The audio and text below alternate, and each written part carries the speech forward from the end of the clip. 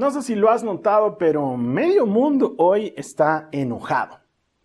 Quizás me digas, no, Carlos Alberto, no lo he notado. Entonces tal vez estoy pasando demasiado tiempo en redes sociales. Si tienes Facebook, Instagram o algo parecido, la gente está enojadísima y por todo tipo de razones. La más obvia, la más cercana, la que tienen que ver con hoy, están enojados por temas políticos, sin lugar a dudas. Y unos se enfrentan contra otros, incluso entre amigos, andan peleándose por políticos. Realmente es algo que no comparto y no entiendo. Pero la gente está enojada. Están enojadas por el fútbol. No sé cómo será en otros países, pero lastimosamente aquí en Bolivia nuestros equipos nos hacen sufrir bastante, yo diría que bastante mucho.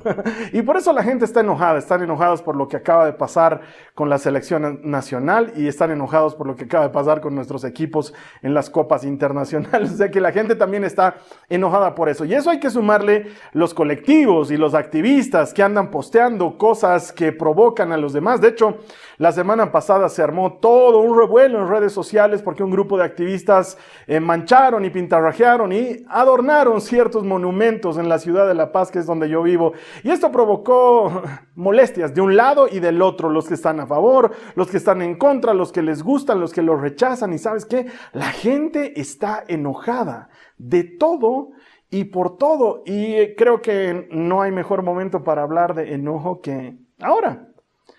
Y quiero decirte que no vengo con ninguna agenda personal.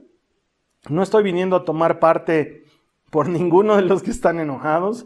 De hecho, en realidad, quisiera pedirte que no te enojes conmigo por lo que voy a hablar hoy, porque voy a tener que tocar algunas sensibilidades.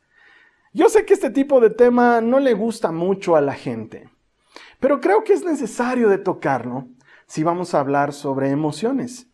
La serie se llama Emociones y durante este mes estamos estudiando las emociones de Jesús en el Nuevo Testamento, viendo cómo Él afrontó sus emociones y luego cómo podemos nosotros también manejarlas desde una perspectiva 100% bíblica, desde la perspectiva de Jesús. Y eso es lo que quiero invitarte a hacer. Todas las semanas, a momento de darte la bienvenida, te invito a que tomes notas. Creo que hoy vale la pena tomar notas de lo que vamos a hablar, porque estoy seguro que va a ser muy claro y creo que va a ayudarte a despejar muchas dudas sobre el enojo. De hecho, mucha gente pregunta, ¿es pecado enojarse? Y es que hay mucha gente que anda preocupada por qué es pecado y qué no es pecado. Bueno, de entrada puedo asegurarte que enojarse como tal no es pecado.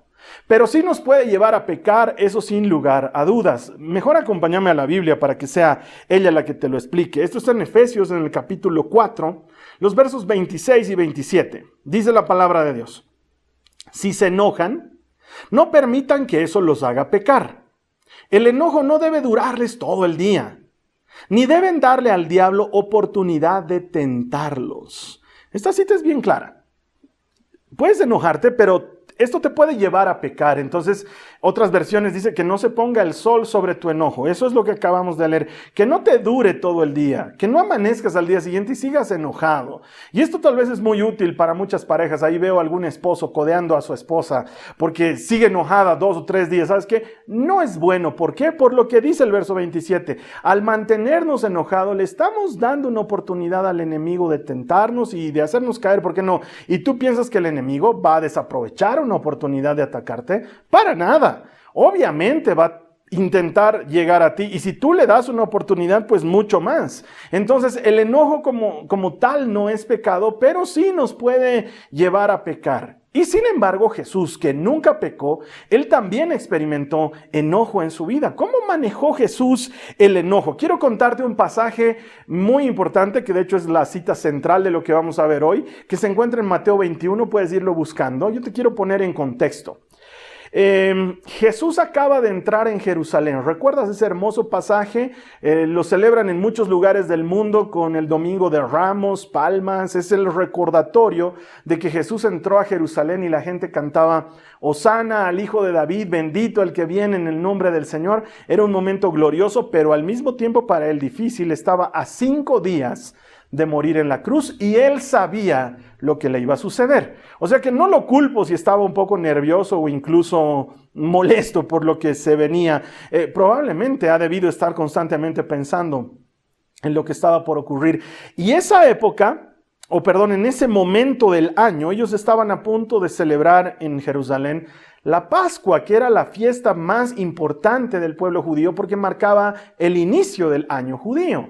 Entonces, el historiador Josefo, que es uno de los historiadores más importantes de la época, si no el más importante, nos cuenta que en Jerusalén aproximadamente habían unas 40,000 personas en un tiempo normal.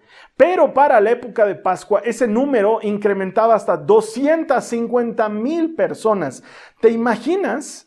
250,000 de personas en esa época, en una ciudad de esa época, era un gentío, era un tumulto inimaginable. Realmente, distanciamiento social cero. La gente se encontraba con la gente todo el tiempo, estaba muy lleno. ¿Por qué? Porque judíos de todas partes del mundo, que habían sido dispersados por los distintos imperios que los habían invadido, regresaban a Jerusalén para celebrar la Pascua, para cumplir la ordenanza de Moisés, comer el cordero pascual y luego festejar la fiesta de los panes sin levadura, que comenzaba inmediatamente después de la Pascua. Todo esto estaba aconteciendo y es ahí donde nos encontramos en Mateo 21. Si me quieres acompañar, por favor, en tu Biblia, Mateo 21, los versos 12 al 14, dice la palabra de Dios. Jesús entró en el templo y comenzó a echar a todos los que compraban y vendían animales para el sacrificio. Volcó las mesas de los cambistas y las sillas de los que vendían palomas. Les dijo: las escrituras declaran, mi templo será llamado casa de oración, pero ustedes lo han convertido en una cueva de ladrones. Los ciegos y los cojos se acercaron a Jesús en el templo y él los sanó. Este es uno de esos pasajes en los que vemos que Jesús estaba furioso, estaba muy, muy enojado. Y de hecho Jesús no se caracteriza por enojarse. Si nosotros le preguntamos al individuo promedio qué imagen tiene de Jesús, Jesús se caracteriza por el amor, se caracteriza por perdonar, se caracteriza por incluir a los que son rechazados. Eso es quién es Él. No es que tenía problemas de ira, no es que Mateo nos cuenta, y esta era la tercera vez en la semana que volteaba las mesas de alguien, Jesús es tremendo. No, Jesús, por el contrario, era una persona muy calmada y sin embargo enfrentó esta emoción de enojo y supo manejarla. O sea, que quiero que entiendas que mi objetivo no es que ahora vayas a tu casa y voltees la mesa y le digas a tu esposa: ¡ahí está! Porque eso es lo que hemos aprendido en la iglesia, que no me podré desquitar con nadie en la casa, pero con las mesas, pues no, eso no es la idea, ni voltear mesas, ni tirar puertas, ni golpear paredes. No. De hecho, no quiero motivar a nadie a enojarse. Por el contrario, quiero mostrarte cómo es que Jesús manejó esta emoción tan humana, tan de muchos de nosotros. Quiero que notes esto. Primero, Jesús estaba enojado por una razón correcta. Él no se enojó, presta atención, no se enojó por algo que le hicieran a él. No es que alguien lo ofendió o alguien lo trató mal o alguien lo insultó y por eso Jesús estalló y empezó a botar las mesas de los librecambistas en ese lugar. No, para nada. Y esto es una verdad. ¿A Jesús lo han traicionado? Sí. ¿Lo han provocado a pleito? Muchas veces. ¿Lo han herido? Sí. ¿Lo han lastimado? Claro. ¿Lo han juzgado equivocadamente? Sí. ¿Lo han acusado de cosas incorrectas o que él no estaba haciendo? Decenas de veces en el Evangelio. Ha sido acusado injustamente, ha sido perseguido, ha sido calumniado, pero Jesús no se enojaba por esas cosas. El enojo de Jesús tiene una fuente diferente. ¿No es de la clase de personas que se enojaba porque le lleves la contra, como muchos de nosotros? ¿O no es que se enojaba porque hayan dicho algo de él, como muchos de nosotros? Y quizás otra vez estoy mucho en redes sociales. ¿Sabes qué? Por mi trabajo me toca ver con mucha frecuencia lo que está pasando en las redes sociales y veo cómo la gente se enoja unos con otros por cosas que realmente no valdrían la pena. Pero Jesús no era este tipo de persona. Jesús no llevaba ese tipo de conteo. Y yo te pregunto a vos, ¿por qué te enojas? Cuando te enojas, ¿qué es lo que te hace enojar? Porque sabes que el enojo es algo del ser humano, es una emoción natural y si te lastiman, si te agreden, si dicen cosas en contra tuya, probablemente seas de las personas que se enoja y no te culpo, no es algo que escape de las emociones humanas, pero la Biblia nos enseña a tomar el camino alto, es decir, a perdonar, a no considerar la ofensa. Es Jesús mismo el que nos enseña que si nos golpean en la mejilla derecha, presentemos la otra mejilla, que resistamos a los que pelean con nosotros para no entrar en el pleito. Es algo muy bíblico. Y si tú eres la clase de persona que llevas muchos años enojado o enojada con alguien más y pasa el tiempo y no perdonas, tengo que decirte de parte del Señor, eso te está haciendo mucho daño y necesitas sanar esa herida. Necesitas perdonar esa ofensa y necesitas sanar esa herida, porque la Biblia trata de perdonar y de sanar. Y hay gente que lleva resentida años con algún familiar, a veces con su propio papá o su propia mamá y no les habla, o tal vez un hermano, una hermana, y no resuelven ese problema. Y eso está amargando tu corazón y te está llevando a un lugar muy feo. Y te lo digo por experiencia, vivir en ese lugar es feo y no es algo que le agrade a Dios. Y no hay nada más urgente para una persona así que perdonar y sanar esa herida. Jesús no se enojó por algo que le hayan hecho a él. Jesús se enojó porque le estaban haciendo algo a la gente en el templo. Quiero que entiendas lo que estaba pasando. Estaban lucrando a la entrada del templo y le estaban negando a muchas personas la posibilidad de entrar al templo y estaban haciendo ganancias deshonestas. Es decir, habían convertido el templo en cueva de ladrones. Eso es lo que dice la palabra de Dios. Jesús les llama la atención y les dice, mi casa será llamada casa de oración, pero ustedes la han transformado en una cueva de ladrones. Y quiero explicarte bien el contexto bíblico. Lo que sucede es que estaba cerca la Pascua y se necesitaba hacer muchos sacrificios y curiosamente los que vendían animales afuera del templo eran familiares de los que sacrificaban los animales dentro del templo. Primera cosa, ¿sí? O sea que era una especie de negocio familiar. Segundo, había librecambistas afuera del templo, así le llamamos en Bolivia, no sé cómo le llaman en otros países. Son esas personas que cambian dinero, la moneda del país, a cambio de una moneda extranjera. Cuando viajas al exterior, tú tienes que viajar con una moneda extranjera, la moneda del país al que estás yendo. Y si no la tienes, entonces tienes que cambiarla. Y si en una casa de cambios normal en tu país te ganan 2 o 3 puntos de diferencia y ahí está su ganancia, muchas veces un librecambista te puede ganar hasta 5 o 10 puntos. Más aún si estás en un lugar donde necesitas realmente el dinero. Y eso era lo que sucedía afuera del templo en Jerusalén. Gente llegaba de distintos lugares de la Roma de la época y venían con dinero romano y necesitaban dinero de Judea y entonces tenían que hacer cambios, o venían con dinero que no era romano y necesitaban cambiarlo por dinero romano. Entonces ahí es donde los cambistas hacían un gran negocio y entonces afuera del templo se había montado un gran negocio. Y quizás tú digas, ¿qué tiene eso de malo? Aparentemente nada, pero el problema es que los pobres, los enfermos, las viudas, los huérfanos, toda esa gente que realmente Jesús quiere que nos ocupemos de ellos, quedaban por fuera. ¿Por qué? Porque no tenían plata para un sacrificio. No les alcanzaba ni siquiera para las palomas, porque la Biblia contempla eso de que si eres muy pobre, si no te alcanza, no compres cordero, compra palomas. O sea, hay maneras de acercarse. El sistema sacrificial judío no estaba diseñado para alejar a la gente. El sistema sacrificial judío estaba diseñado para que la gente se acerque a Dios, reciba perdón y continúe con su vida. Y Jesús está molesto por esto, porque están haciendo un negocio que impide a la gente acercarse al perdón de Dios, y nada en la vida debería impedir que la gente se acerque al perdón de Dios. Entonces esto hace que se moleste, que se enoje por una causa realmente justa, y Jesús hace todo eso porque sale en defensa de los otros. Pero Jesús ha tumbado mesas, no ha tumbado a nadie. Es decir que Jesús voltea las mesas y libera a los animales, pero no se pelea con nadie, no se va a los golpes con los cambistas, no se agarra a empujones con los que estaban haciendo el negocio, no. Jesús volteó mesas, no volteó personas. De hecho, muchos teólogos, muchos historiadores concuerdan con que las mesas representaban literalmente el establecimiento de ese negocio formal, ilegal e indiscriminado en contra de los pobres a la entrada del templo. Entonces, de alguna manera Jesús estaba tumbando el sistema y estaba tumbando el negocio. Y quizás hay alguien diga, eso Carlos Alberto, predícanos, vamos a causar problemas en el sistema y vamos a tumbar el sistema y vamos a revolucionar. Y no te estoy diciendo eso, no te enojes, cálmate, nos calmaremos. Lo que te estoy diciendo es que Jesús no se fue en contra de la gente. querer patear mesas y querer voltear gente es peligrosísimo porque no es bíblico, no porque te vayan a hacer algo. Quizás me digas, a mí no me nadie, tal vez, probablemente a ti no te nadie, pero no es lo que la Biblia manda. No es lo que el Señor nos mueve a hacer.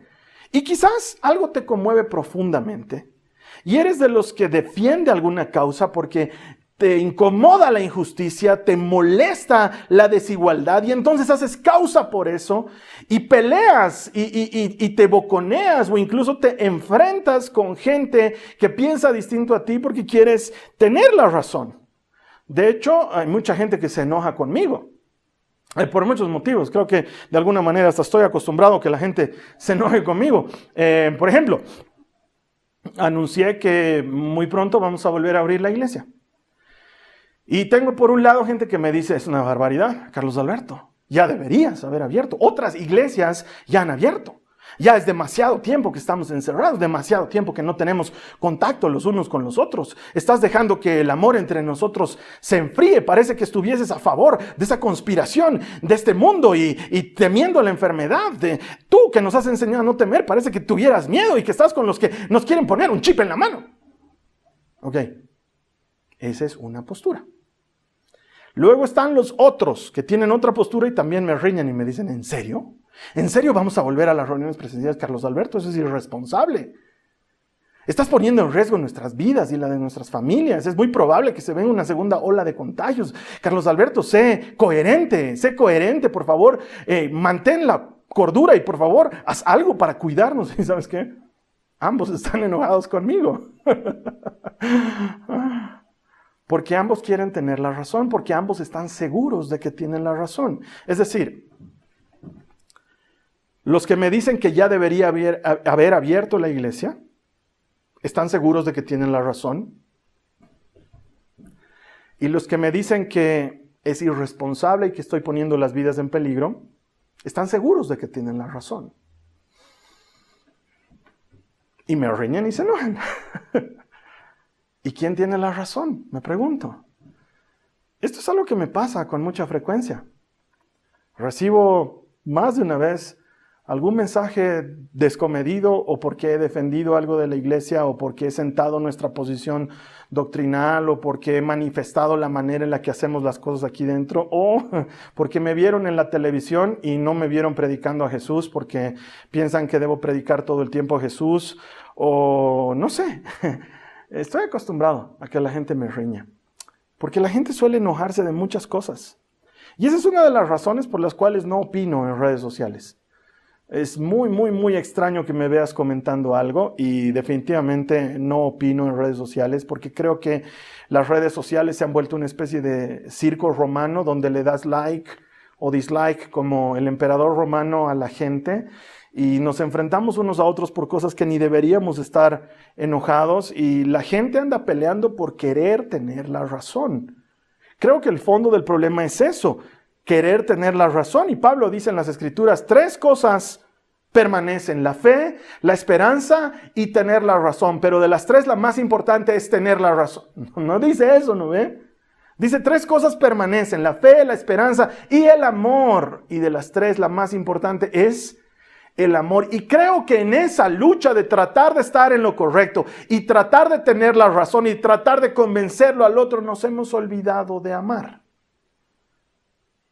Creo que en esa pelea entre unos y otros por política, por fútbol, por posiciones en cuanto a manifestaciones activistas y apoyo a uno u otro sector, nos olvidamos que el verdadero llamado de los cristianos es a amar, a mostrar amor.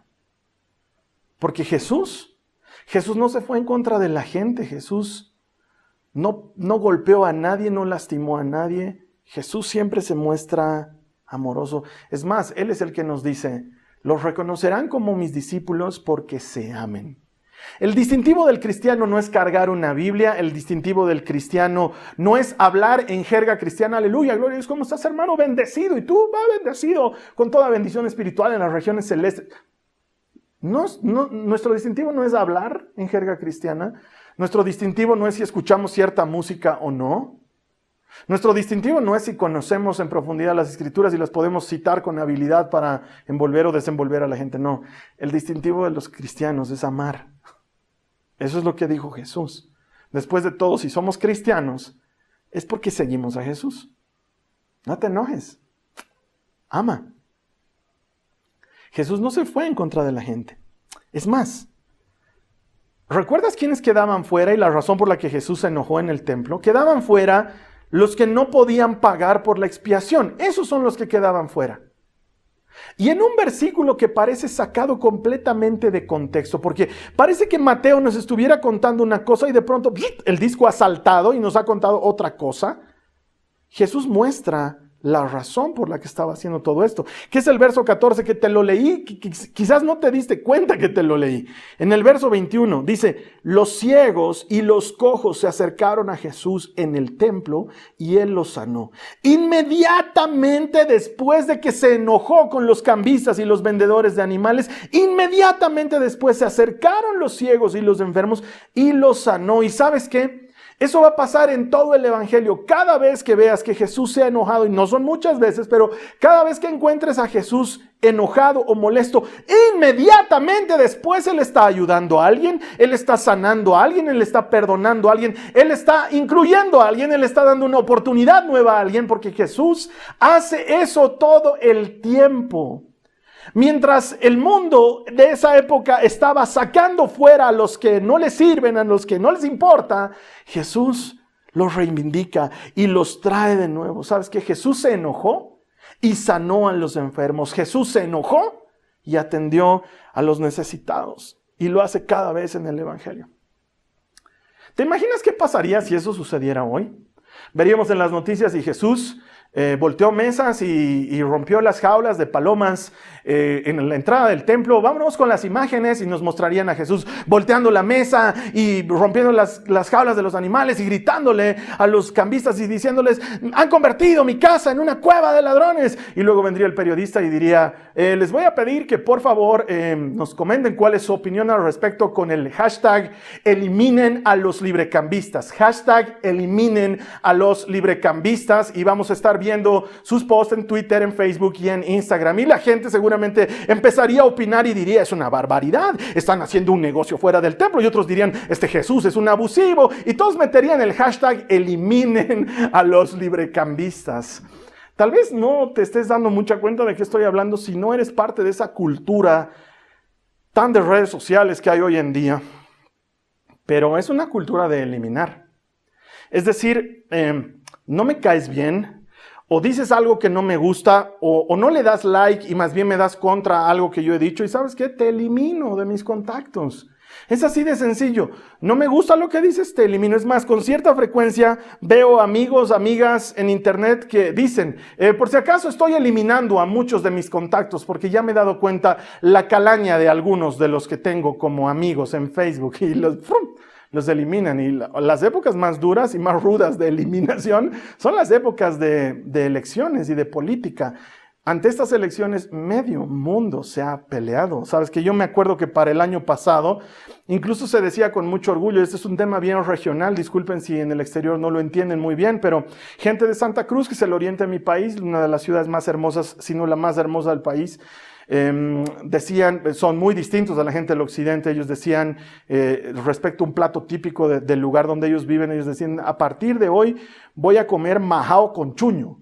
El majao es un preparado de arroz frito y cocido con algún tipo de carne. Es un plato popular, lo puedes encontrar en cualquier lugar. Y el chuño, por el contrario, es un plato muy del occidente. No es un plato, es una papa deshidratada, que es muy propia del occidente, que no se comen juntos. Ese es el tema.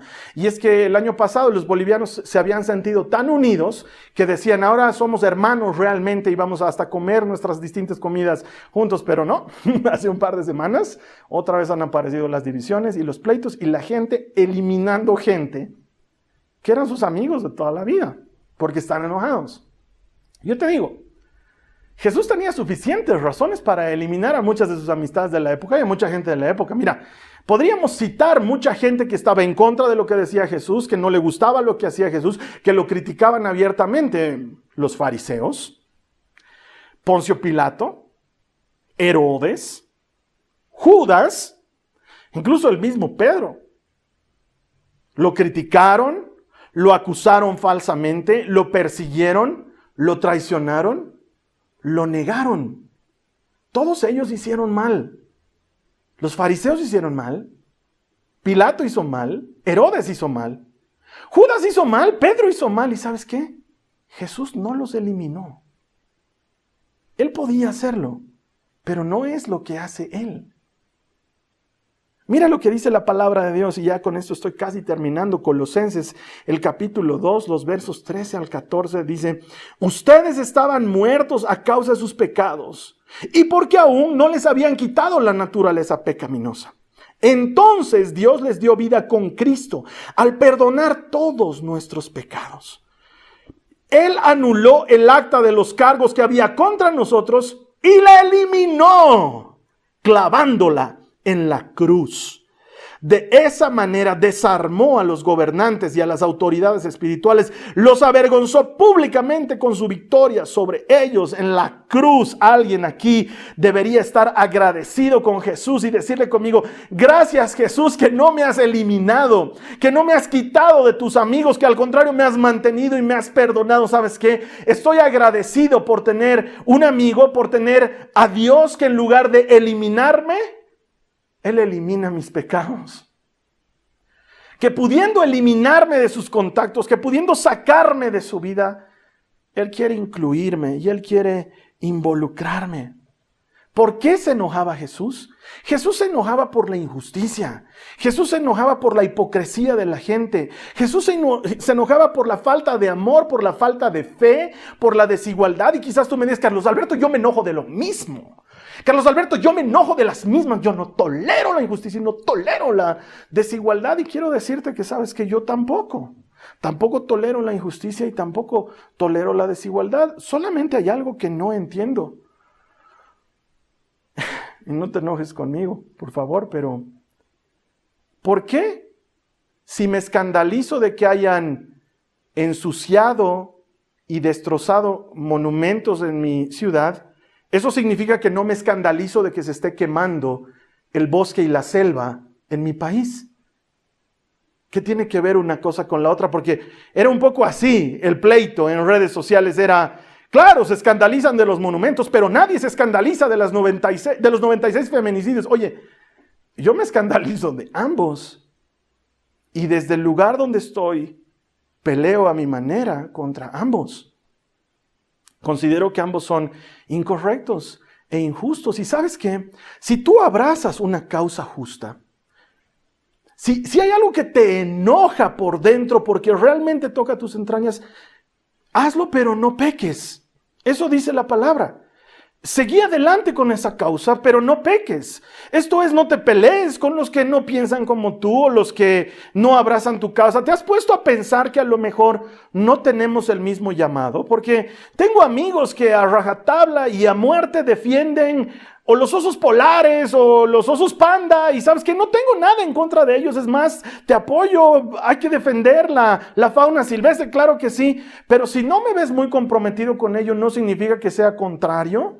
Y no significa que debamos pelearnos, porque yo no te veo muy comprometido predicando o anunciando el evangelio y no me enojo contigo, porque una cosa es enojarse por la injusticia y otra cosa es enojarse entre nosotros y permitir que eso nos lleve a pecado. ¿Y sabes qué? El mundo está más dividido que nunca hoy. Está dividido porque unos pelean por defender la vida antes de que salga del vientre y otros pelean por defender la vida que tiene esa vida en el vientre. Unos pelean por derechos civiles e igualitarios para personas que tienen cierto estilo de vida y otros pelean porque esas personas reconozcan que ese estilo de vida necesita cambiarse. Y el mundo está dividido por raza, el mundo está dividido por color, el mundo está dividido por economía, el mundo está dividido por credo. Y en una época de tanta división se necesita una iglesia unida. En una época de tanta división necesitamos estar más unidos que nunca, porque No lo olvides, nuestra lucha no es contra carne ni sangre. Nuestra lucha no es contra el oriente o contra el occidente. Nuestra lucha no es contra el que cree o el que no cree. Nuestra lucha es contra un enemigo que no tiene piedad y que cuando le dejas una puerta abierta, él la aprovecha. Iglesia, te estoy hablando, necesitamos estar unidos. Y ni qué decir del que se enoja porque predico sin corbata, o porque no predico expositivamente, o porque predico con los cabellos parados, o porque me llevo bien con la iglesia que los otros se llevan mal. Porque te digo, estoy acostumbrado a que se enojen conmigo. Necesitamos enojarnos sin pecar. Necesitamos entender que el enojo es una emoción humana, pero que cuando Jesús se emocionó, inmediatamente hizo justicia, sanó, atendió necesidades. Si volteas mesas, no voltees gente. No te pelees con los demás. Así no conocerán a Cristo. Nuestra tarea como iglesia no es tener la razón, no es convencer a alguien, porque el único que convence, quiero que lo subrayes, el único que convence es el Espíritu Santo. No puedo hacerlo yo, no puedes hacerlo tú. El único que convence es el Espíritu Santo, y asumamos esto de una vez.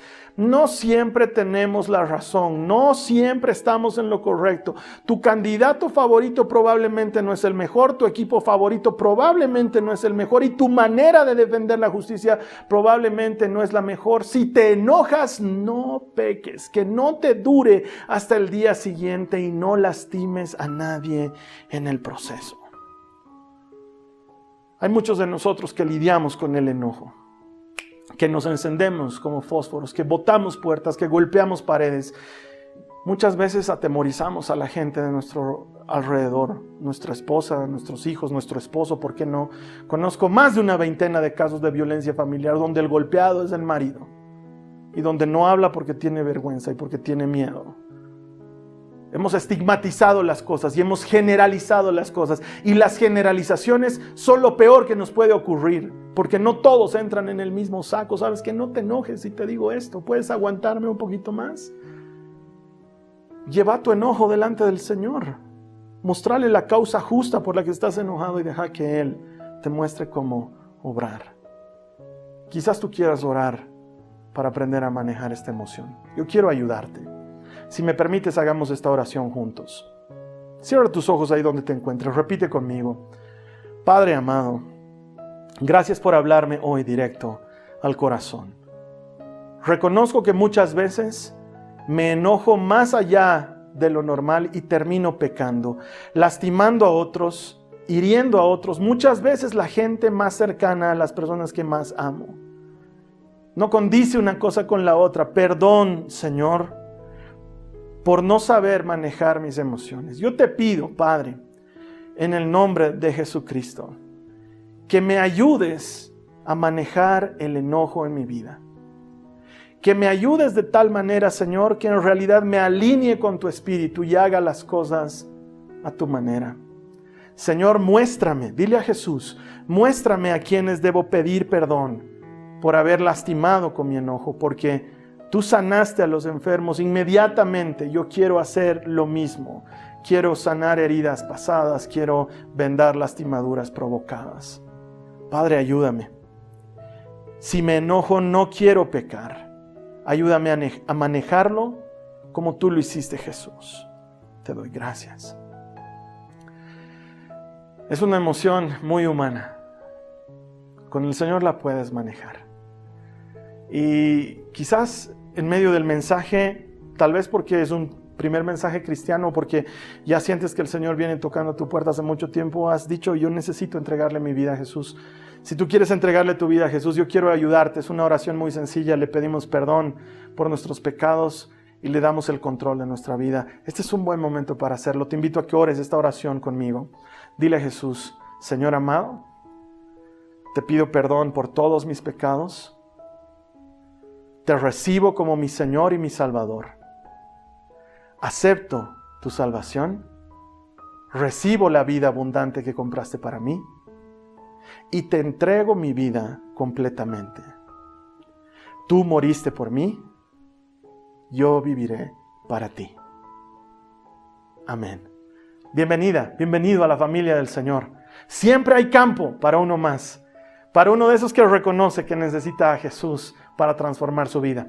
La siguiente semana estamos cerrando nuestra serie Emociones. Estoy seguro que vas a querer escuchar este mensaje de la palabra de Dios. Mientras tanto, te voy a pedir que compartas este mismo mensaje con otras personas. Sobre todo hoy y durante esta semana en Bolivia. Es un momento difícil, es un momento bien complicado. Si tú nos ves desde el exterior, yo te voy a agradecer que ores mucho por mi país, por Bolivia, para que el Señor nos dé sabiduría y nos dé gozo, nos ayude a mirar la vida con esperanza, sabiendo que Él es nuestra única y nuestra verdadera esperanza. Si me ayudas a compartir este mensaje, ¿qué va a suceder? Otra persona más va a recibir el esperanzador mensaje de la buena noticia de Jesucristo. Y entonces ahí vamos a celebrar que todo el que encuentra a Dios, encuentra vida. Te espero aquí la siguiente semana.